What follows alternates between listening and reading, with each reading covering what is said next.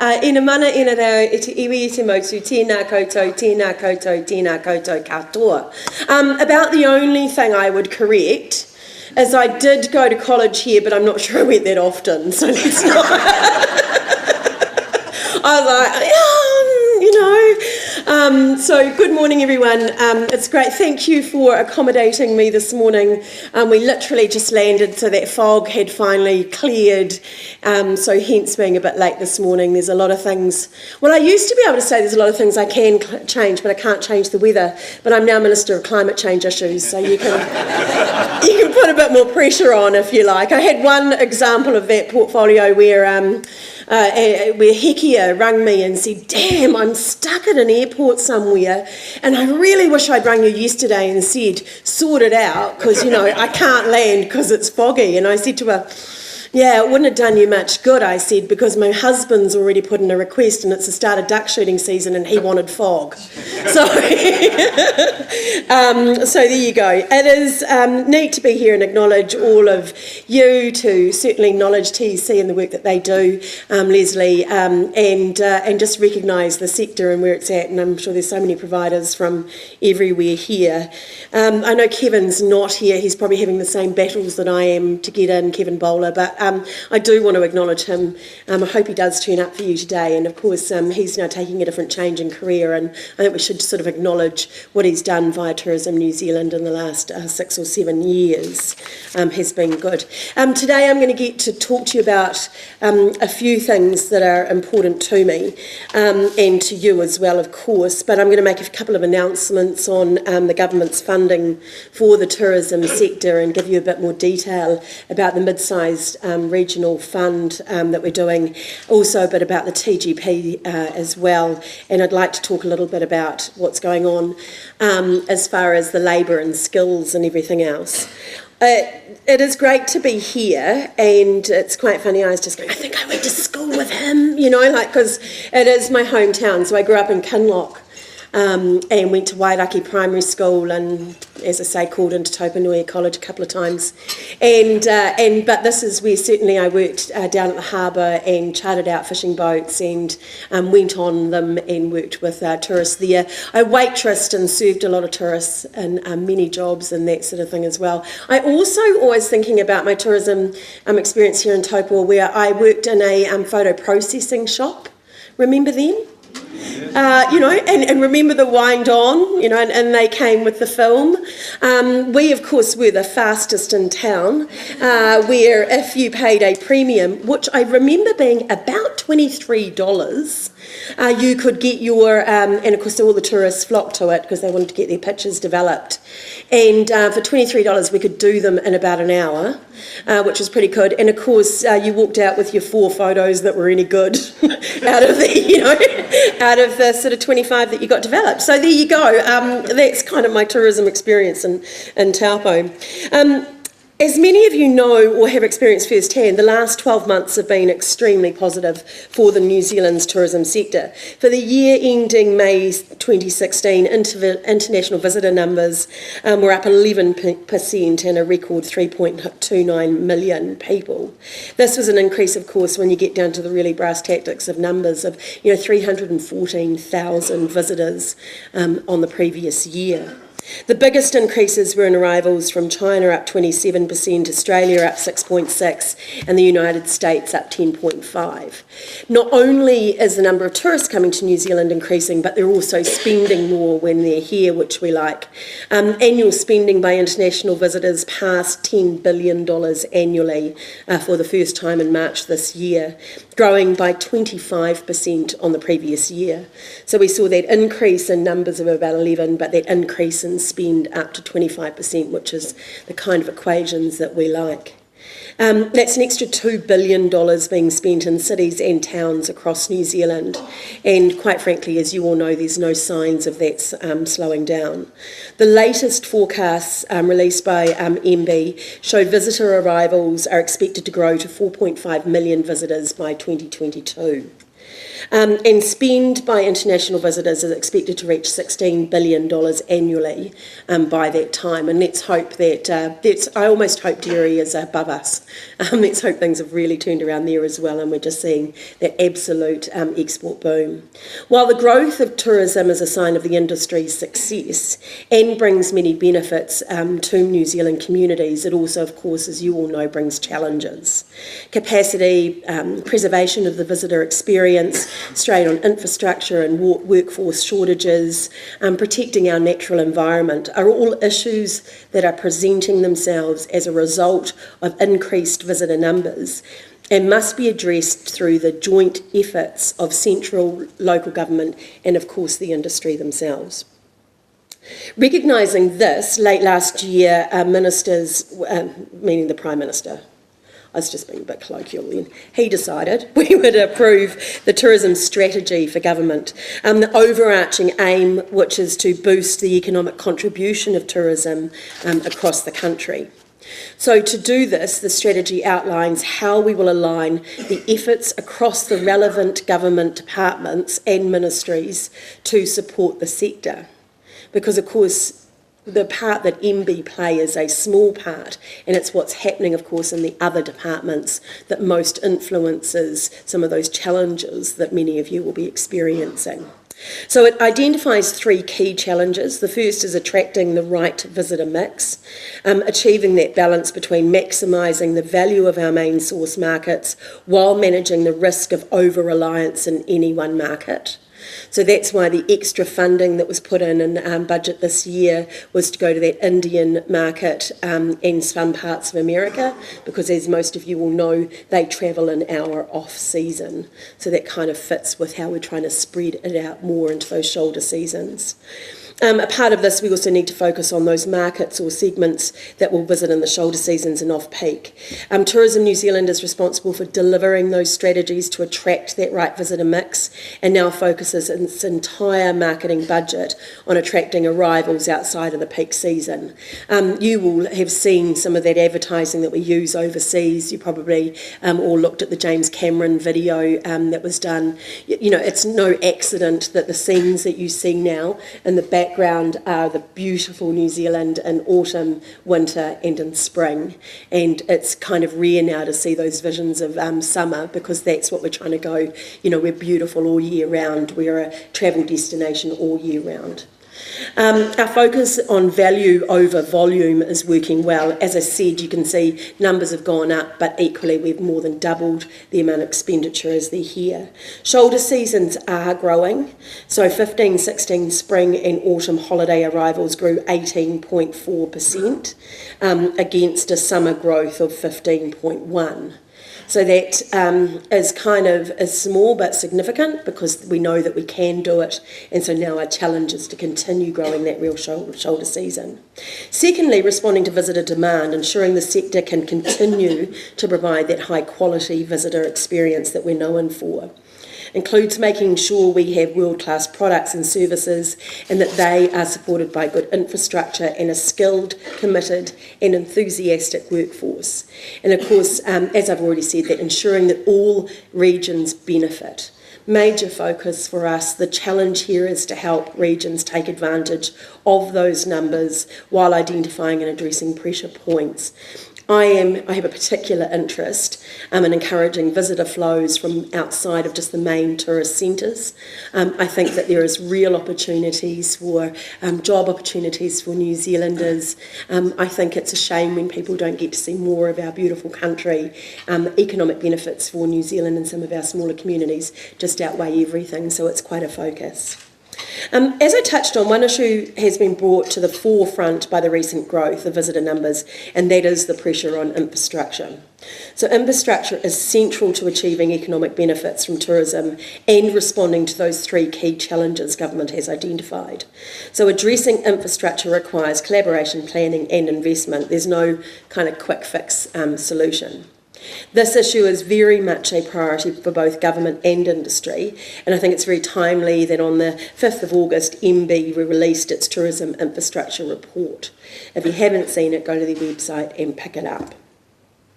The report is the first release of Ministry's Tourism Insights series and provides an in-depth view of the current demand for and supply of accommodation, airports, cellular networks and other key infrastructure. So we recognise that while not a drawcard in itself, infrastructure provides an essential platform for tourism growth, which in turn increases benefits for communities. It influences visitor decisions on where to go and how long to stay, and can shape visitors' experience once they are here. And we know that some regions with high tourist flows and small resident populations may struggle to meet some of basic infrastructure requirements for the number of people that they're getting. But we haven't until now had a detailed and New Zealand-wide picture of the infrastructure pressure points. This new report identifies areas of need as well as what is already happening and will help both policy development and the attraction of future infrastructure funding. The key areas of infrastructure needing consideration include that Wi-Fi access, road safety and hotels. There's work underway in all of these areas now, including mobile black spots fund to improve that cellular network and the Wi-Fi. Isn't it amazing? I was in TEC last year and they said, was talking some of the accommodation, and they said the first question we get, do you have Wi-Fi? Not the standard of accommodation, not, do you have Wi-Fi? And I just thought, yeah, it's absolutely true for so many of us. New Zealand Transport Agency's Visitor Drivers project, which has been, touch wood, really successful. And the sector's role in that has been really something, and of course Project Palace. So Project Palace is part of the government's hotel infrastructure investment program that aims to accelerate that investment in new hotels by the private sector. Ultimately, what the report said, which many of you will know, we need 26 new 3-star and above hotels in the next decade to meet that visitor demand. And I'm sure that many of you can attest to that, recognising shortages in certain times and certain places when it comes to here. So the report has provided the basis for a prospectus to be developed to guide private investors, hotel investment opportunities, and the government playing a role in that is really significant for some of those big investors that like to know that government's a bit behind it. NZTE will be using the research as a basis for its perspective that puts that whole business case to them. Now the Regional Mid-Sized Tourism Facilities Fund, which I didn't name. So the government is also stepping up with new funding. So you'll have heard that in Budget 2016, we made $12 million of new funding available to support investment in tourism-related facilities, recognising that some small communities can struggle to respond to pressures created by tourism growth. The fund is aimed at essential facilities and infrastructure. This could be upgrades to water or parking or new toilet facilities that help enable communities to support tourism growth and deliver high quality experiences.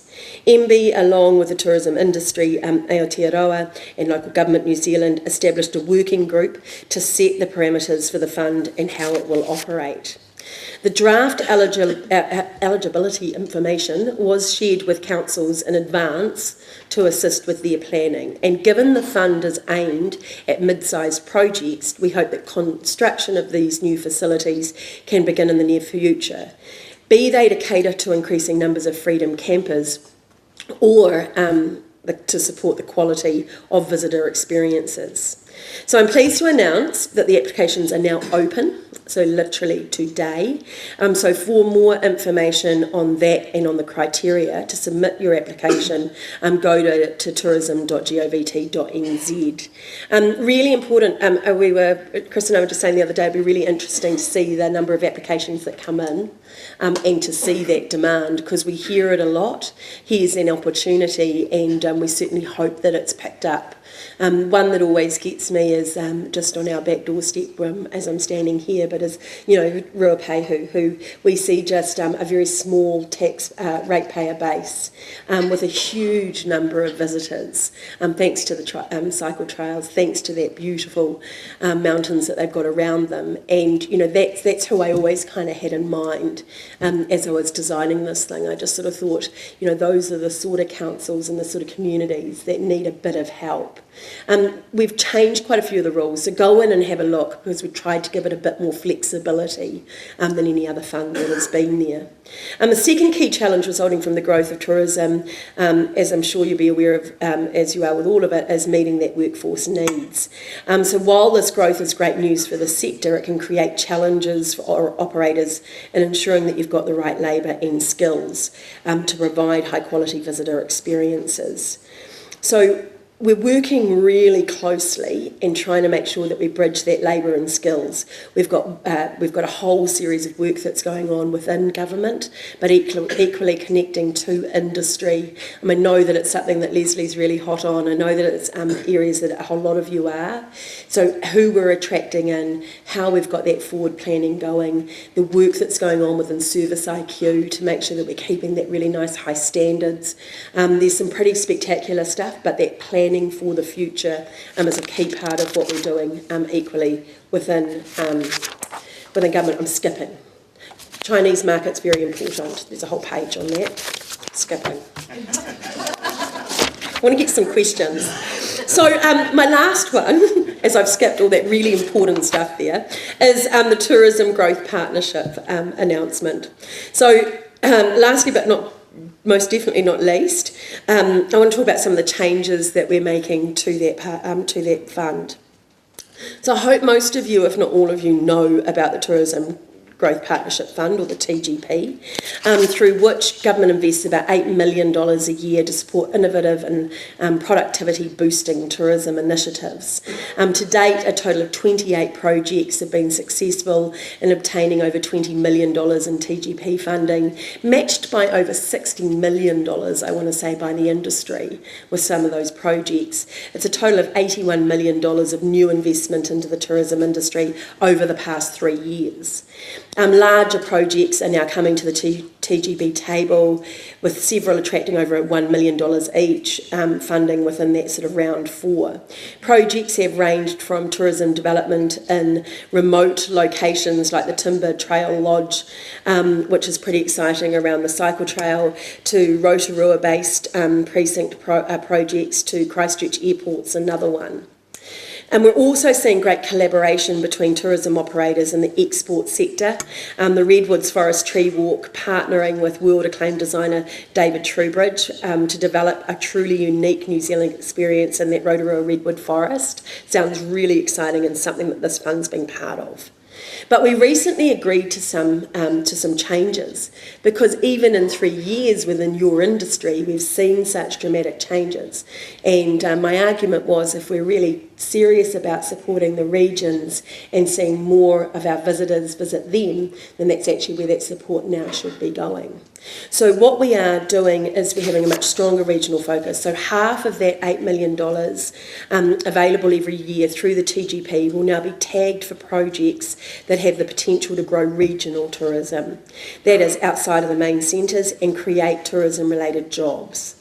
This change recognises the need to have a strong regional tourism offerings to encourage visitors to travel to more than the regions, and of course to generate those much needed jobs in many of our provincial towns and communities.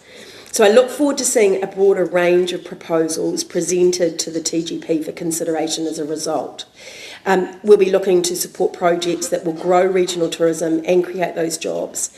The TGP Productivity and Innovation Stream funding, we want to support innovative projects that will increase productivity with new products. So there's two sides to it, effectively. So we see half of it being for those bigger projects, that productivity, the innovation. And then we see that $4 million being for really smaller projects that are more community-based, that might be startups, start-ups, for a one or two people that are a little bit exciting and innovative and wouldn't get off the ground without some help.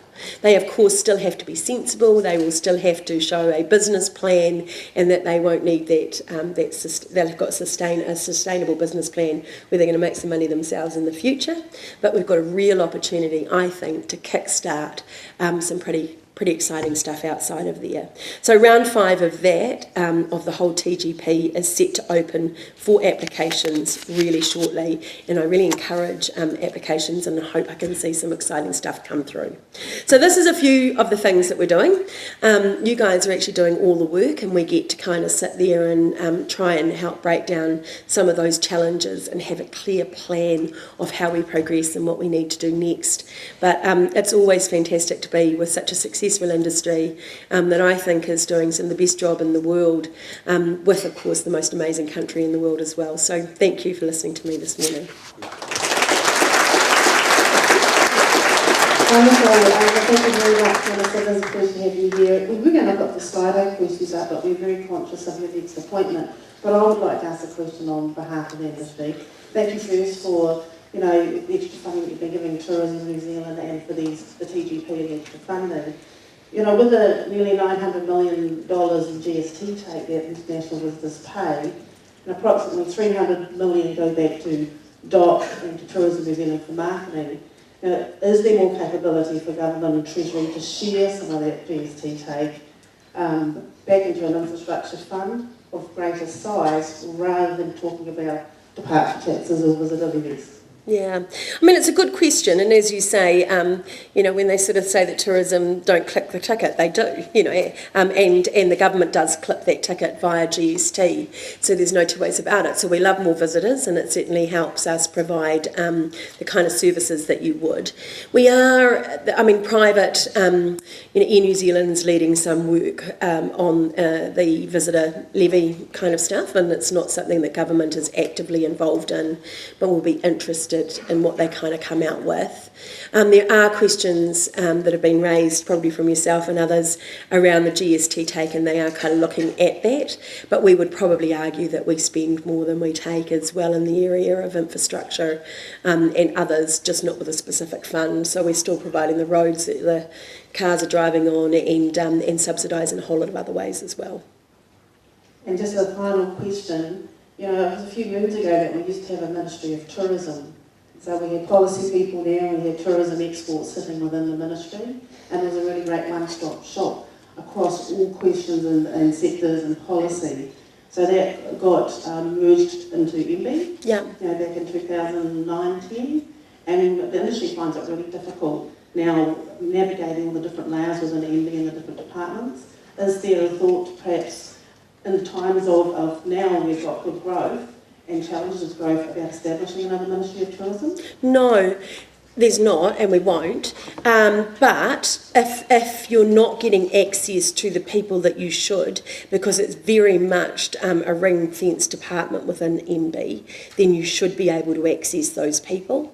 And some of them are here today, so I'm more than happy to take up with them that we can make sure that we do. So you should. We definitely, as ministers, get that in-depth policy advice that is just tourism focused and that crosses over. But I suppose what we do recognise, which is what I said in my speech, is the changes that you need with whether it be cellular, whether it be roading, whether it be from a whole lot of that infrastructure, even the economy-wide stuff, is broader than just a ministry. So being part of that bigger picture, immigration, everything else, we would argue has actually had huge benefits for the sector and us, just the speed that you can now get visitor visas overseas and those sorts of things have been enlarged due to one chief executive that's overseeing all of that. Wonderful, thank you very much, Minister, and enjoy the rest of the day. Great, thank you all, good luck.